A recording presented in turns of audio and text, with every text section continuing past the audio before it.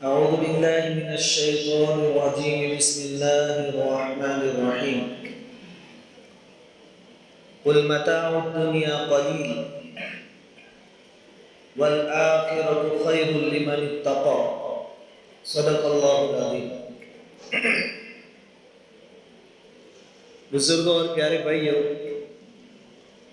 अल्लाह रब्बुल इज़्ज़त का बेइंतहा करम और एहसान है कि अल्लाह ताला ने हम सबको ईमान की दौलत से नवाजा है।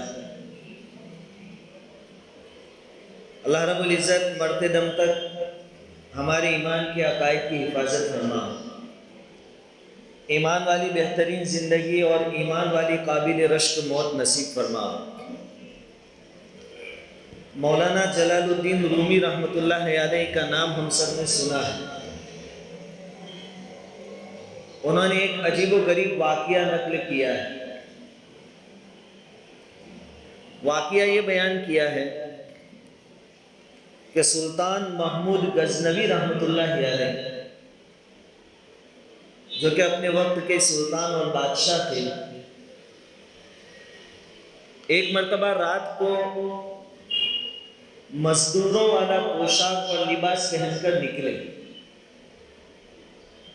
देखने वाले को यूं महसूस हो कि ये कोई मजदूर है। इस तरीके से निकलने से गर्ज ये थी कि अपनी रईयत, अपनी पब्लिक, अपनी रियाया का हाल मालूम करे कि किस हाल में है, कहीं किस पर कोई जुल्म ज्यादती तो नहीं हो रही।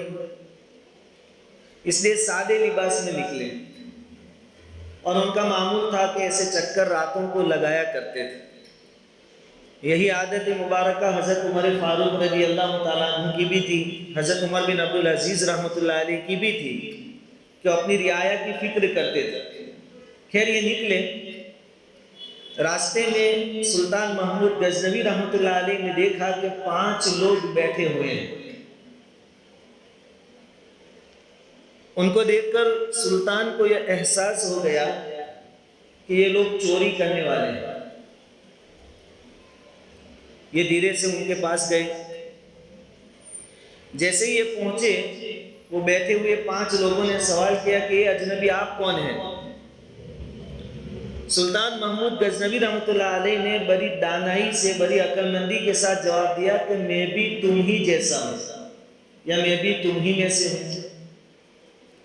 वो चोर जो थे वो यूं समझे कि ये भी हमारी तरह कोई चोर है, चोरी के वास्ते रात के अंधेरे में निकला है। तो बैठे हुए चोरों ने कहा कि आ जाओ, तुम भी 5 से भले 6 हमारे साथ आ जाओ। चुनांचे वो भी बैठ गए। उसके बाद बातचीत शुरू हुई तो एक चोर ने कहा कि भाई, हमने से हर साथी अपनी अपनी सलाहियत और ताकत और इस्तेदाद जाहिर करे कि कौन क्या कर सकता है, और अपनी ताकत और सलाहियत के मुताबिक कामों को तकसीम कर लेंगे, चोरी कैसे करेंगे। चुनांचे एक चोर ने यूं कहा कि मेरी नाक में सूंघने की ऐसी सलाहियत है कि मैं सूंघ कर कह सकता हूं कि खजाना कहाँ है। चोरी करने में बहुत काम की चीज है। दूसरे ने कहा कि मेरे कानों में वो सलाहियत है कि कुत्ता अगर कुछ भौंकता है तो वो क्या कहना चाहता है मैं समझ जाता हूं, जानवरों की बोली में समझता हूं, ये भी काम की चीज है। तीसरे ने कहा कि मेरी आंखों में इतनी तेजी है और ये कमाल है कि मैं रात को जिसको देख लेता हूं दिन में उसको पहचान लेता हूं। ये भी बड़ी बात थी, चोरी के काम में मुआविन साबित हो सकती थी, मददगार साबित हो सकती थी। चौथे ने ये कहा कि मेरे बाजू में, मेरे हाथों में वो ताकत है कि मैं मजबूत से मजबूत दीवार में सुराख कर सकता हूं। चोरी के लिए ये भी बहुत काम का आदमी था। पांचवें ने कहा कि मेरे अंदर इतनी सलाहियत और ताकत है कि ऊंची से ऊंची दीवार के ऊपर मैं रस्सी डालकर ऊपर चढ़ सकता हूं, कमान डाल सकता हूं ऊंची से ऊंची दीवार पर। जब पांचों ने अपनी अपनी सलाहियत और ताकत बता दी, फिर वो पांचों ने, ये जो छठे दाखिल हुए थे सुल्तान महमूद गजनवी, जिनको वो लोग पहचानते नहीं थे, उनसे पूछा कि अजनबी तू बता, तू क्या काम कर सकता है चोरी के मामले में, तेरी क्या सलाहियत है? सुल्तान ने जवाब दिया कि मेरी दाढ़ी में वो सलाहियत है कि अगर मैं रहमे खुसरुआना के तौर पर, यानी बादशाही रहम के तौर पर इसको हिलाऊं तो मुजरिमों की जान बख्शी हो जाए, मुजरिमों को नजात मिल जाए, इतनी सलाहियत। वो पांचों चोर खुश हो गए। ये तो बड़ा कमाल है कि अगर किसी जगह किसी वक्त चोरी में पकड़े भी गए तो ये अपनी दाढ़ी हिलाएंगे, हम छूट जाएंगे, हमें सजा भी नहीं होगी। इतनी सारी सलाहियतें जमा हो गई। फिर मशवरा हुआ कि ये तय करे कि चोरी कहाँ करनी है। तो मशवरे में ये बात आई कि आज तो हमारे पास ये ताकत भी है कि अगर इत्तेफाक से पकड़े भी गए तो अभी जान का खतरा नहीं रहेगा। ये अपनी दाढ़ी रहम करम से हिलाएंगे, जान बख्शी हो जाएगी, छूट जाएंगे। तो हम छोटी मोटी चोरी नहीं करते, आज बड़ी चोरी कर लेंगे। बादशाह के महल में हम डाका डाले, चोरी करें और इतना खजाना चुरा ले कि फिर लंबे जमाने तक चोरी करने की जरूरत पेश ना आए। बात ठीक है, चलो अपने अपने काम में लग जाओ। अब ये लोग जा रहे थे बादशाह के महल की तरफ। बादशाह उनके साथ है लेकिन ये पहचानते नहीं है। रास्ते में कुत्ता भौंकने लगा इनको देखकर। तो वो चोर उनमें से एक ने कहा था कि मैं जानवरों की आवाज समझ सकता हूं। उनको पूछा साथियों ने कि कुत्ता क्या कह रहा है। उसने कहा कि कुत्ता कह रहा है कि तुम्हारे साथ बादशाह है। लेकिन चूंकि सामने खजाना था और थोड़े बिंदास भी थे कि अगर मान लो कि बादशाह में पकड़े भी गए तो ये जो अजनबी आया वो अपनी दाढ़ी हिलाएगा, हम छूट जाएंगे। और सामने खजाना था। आदमी के सामने जब दुनिया की मोहब्बत होती है आदमी की आंखों पर पर्दा पड़ जाता है। भाई चूहा रोटी देखता है, उसके ऊपर घी वगैरह देखता है, फिर रोज अपनी जान की फिक्र भूल जाता है, पिंजरे में बंद हो जाता है खाने के वास्ते। उन्होंने ध्यान नहीं दिया उसकी बात पर। वो चले, चलो चलो अपना काम करो। ये लोग गए बादशाह के महल में। हर एक ने अपनी सलाहियत के मुताबिक काम किया। कमान डालने वाले ने कमान डाली, सुराख करने वाले ने दीवार में सुराख किया, सूंघने वाले ने सूंघकर बताया खजाना कहाँ है। सब ने फिर अच्छा खासा माल चोरी किया, खजाना हीरे सोना चांदी चोरी किया। फिर निकले, फिर अपनी जगह वापस आए और माल तकसीम किया, 6 हिस्से बराबर किए। और जाते जाते सुल्तान महमूद गजनवी रहमतुल्लाह अलैह ने उनसे पूछ भी लिया कि सबका पेशा एक है, काम एक है, कभी काम आएगा। तुम कहाँ रहते हो, तुम कहाँ रहते हो, तुम कहाँ रहते हो, ऐसा करके एड्रेस से थोड़ा पूछ लिया। अपने अपने हिस्से का माल लेकर अपने अपने घरों में चले गए। दूसरे दिन बादशाह ने सुबह में पुलिस रवाना की, अपने सिपाही रवाना किया कि फुला जगह फुला गली में वो आदमी रहता है उसको उठा कर लाओ, फुला जगह वो रहता है उसको उठा कर लाओ। 5 को पकड़ कर लाया गया। और बादशाह ने काजी के सामने कहा कि इन्होंने ही रात को चोरी की है और मैंने खुद देखा है, किसी गवाह की जरूरत नहीं है, इनके हक में फांसी का ऑर्डर पास किया जा रहा है। हाथ पैर में हटकनियां डाली हुई है, जिल्लत और रुसवाई का सामना है, लोग मलामत कर रहे हैं उनको, चोर चोर की आवाजें है, शोर शराबा है। अब फांसी का हुक्म सुनकर सबके पैरों तले से जमीन खिसक गई, सबके हवास बाख्ता हो गए, बांध भूल गए। उनमें से एक आदमी ने कहा ठीक है, अब जब फांसी पर चढ़ना ही है तो मरने वाले की आखिरी ख्वाहिश तो पूरी की ही जाती है, हम बादशाह से थोड़ी देर के लिए बातचीत करना चाहते हैं।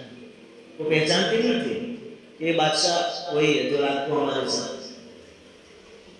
उनका इरादा ये था, उनकी सोच ये थी कि बादशाह से कुछ रो धोकर माफी मांगेंगे, शायद माफ कर दे। अभी आखिरी ख्वाहिश थी तो पूरी की गई। बादशाह के सामने उनको हाजिर किया गया। तो 5 में से 4 तो रो रहे थे, एक हंसने लगा बादशाह को देख। बादशाह ने ताज्जुब से कहा कि 4 रो रहे हैं, तुम्हारे हक में फांसी का ऑर्डर पास हो चुका है, तू क्यों हंस रहा है? उस आदमी ने कहा कि मैं वो हूं जिसने रात को कहा था कि मेरी आंखों में वो सलाहियत है कि मैं जिसको रात को देख लेता हूं दिन में पहचान लेता हूं। हमारे साथ 6ठे आदमी आप ही थे। बादशाह ने कहा कि बेशक मैं ही था 6ठा आदमी।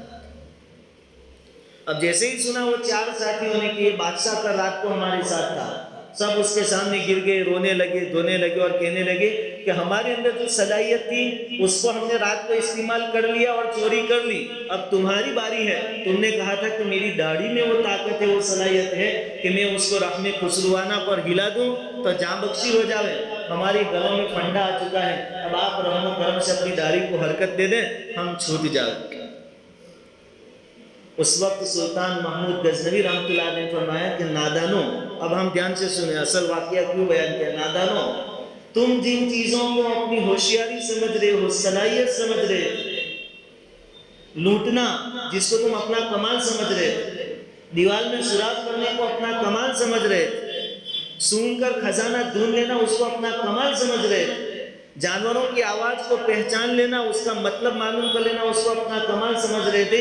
उस कमाल की क्या हालत हुई?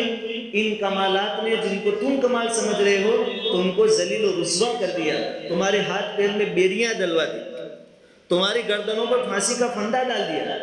ये कमाल नहीं है, सिर्फ एक कमाल है, वो है मारिफत, आंखों से पहचान लेना। इस आदमी के आंखों ने मुझे पहचान लिया, इसलिए मैं मारिफत की बरकत से, मारिफत के सदके में तुम्हें माफ कर देता हूं। क्योंकि बादशाह ने वादा भी किया था कि मेरा कमाल है, माफ कर दिया। इस वाक़ये को नकल करने के बाद मौलाना जलालुद्दीन रूमी रहमतुल्लाह अलैह कहते हैं कि जिन लोगों ने दुनिया में रहकर अपनी आंखों से अल्लाह को पहचान लिया वो तो आखिरत के अजाब से बच जाएंगे, बादशाह उनको माफ कर देगा। जब सुल्तान महमूद गजनवी माफ कर सकता है, उसकी दाढ़ी के हिलने पर इनकी जान बच सकती है, तो वो तो अरहमुर राहिमीन है, वो तुम्हें बचा लेगा जिसने अल्लाह को पहचान लिया।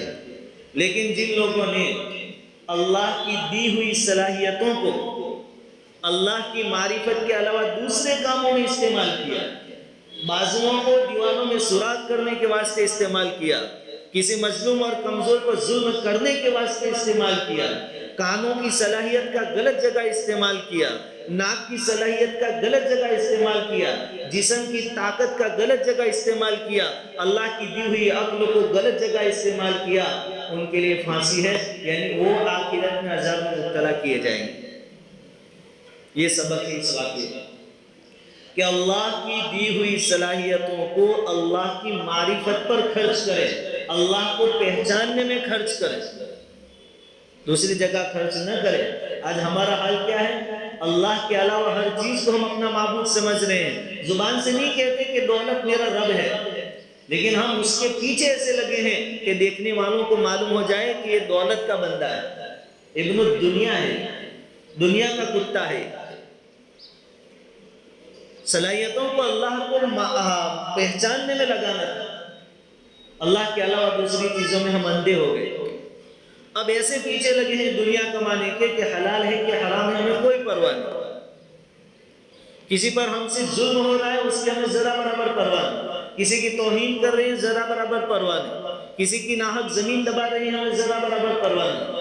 और दूसरों को तकलीफ देकर, दूसरों के पैसे जमीन वगैरह दबाकर हम लोगों में जाहिर यूं करते हैं कि मैंने बहुत कमाल का काम कर दिया, मैंने उसको ऐसी टोपी पहना दी, रो धोकर कर्ज लेने गया, सामने वाले ने उस पर दया करके रहम खाकर कर्ज दे दिया, अब उसको दे नहीं रहा वापस, और दूसरे लोगों के सामने कह रहा है मैंने उसको टोपी पहना दी, मैंने उसको बोतल में उतार दिया। ये है सलाहियतों का गलत इस्तेमाल।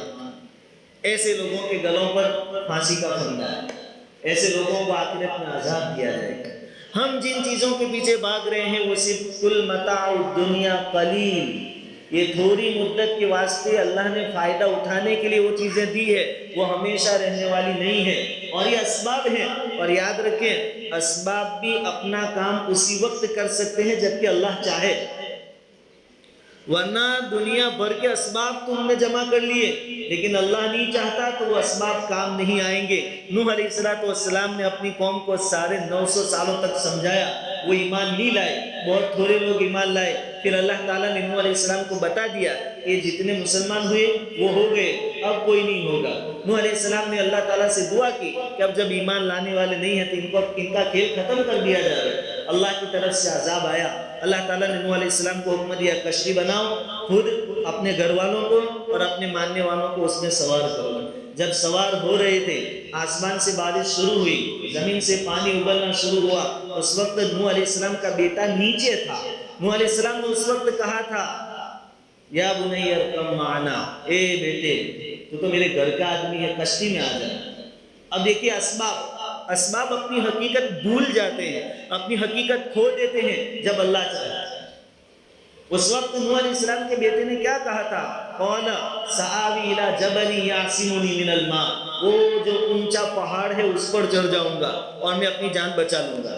ये पहाड़ को उसने सबब के तौर पर देखा कि मेरी जान उस पर चढ़ने से बच जाए, ये असबाब। और उनकी हकीकत क्या, वहाल बैनहुमुल मौज फकान मिनल मुगरकीन, एक मौज आई उसको बहा कर ले गई, न पहाड़ काम आया, न कश्ती काम आई, न कोई चीज काम आई। असबाब भी अल्लाह रब्बुल इज्जत के हुक्म के मोहताज हैं। असबाब के पीछे अल्लाह का हुक्म होगा तो अपना काम दिखाएंगे, वरना असबाब भी बेकार हो जाएंगे। इसलिए जिन असबाब को जमा करने के पीछे हम भागते हैं, बजाय उसके मुसब्बिबुल असबाब को तलाश करने के पीछे भागना चाहिए। ये सारे खजाने तो उसके हाथ में है। फिरौन वक्त का बादशाह था, सल्तनत उसके हाथ में था, रब और बड़ा रब होने का उसका दावा था, सब है उसके पास, सल्तनत है, उसके आदमी है, खजाने हैं, ताकत है, लेकिन अल्लाह रब्बुल इज्जत ने पानी में गर्क कर दिया, कोई सबब काम नहीं आया। कारून का वाकया बड़ी इबरत का वाकया है। उसके पास कितनी दौलत, कितने खजाने, खजाने की चाबियां उठाने के वास्ते कई कई गधे इस्तेमाल होते थे और कई कई मजलूम पहलवान, और वो चाबियों के बोझ से उनसे चला नहीं जाता। इतनी तो खाली खजाने की चाबियां, तो खजाने कितने होंगे। लेकिन जब अल्लाह ने उसको जमीन में धंसाया, कुरान ने उसका नक्शा खींचा कि न उसका ये जो बंगला था वो काम आया, न उसके पास जो दौलत थी वो काम आई, न खजाने काम आए, न उसका लश्कर काम आया, न उसके रिश्तेदार काम आए। सब असबाब धरे के धरे रह गए। मुसब्बिबुल असबाब जिद नहीं चाहेगा कोई सबब तुम्हारे काम नहीं आएगा। इसलिए अक्लमंदी इसमें है कि असबाब के पीछे भागने के बजाय मुसब्बिबुल असबाब के पीछे हमें जाना चाहिए। अल्लाह ताला ने हमें जो सलाहियत दी है उसको हम अल्लाह की मारिफत में खर्च करें, लगावें, अल्लाह को पहचानने में लगावें और अल्लाह राजी हो ऐसे अमाल करने की कोशिश करें। अल्लाह ताला कई सारी बातों को अमल की तौफीक दे।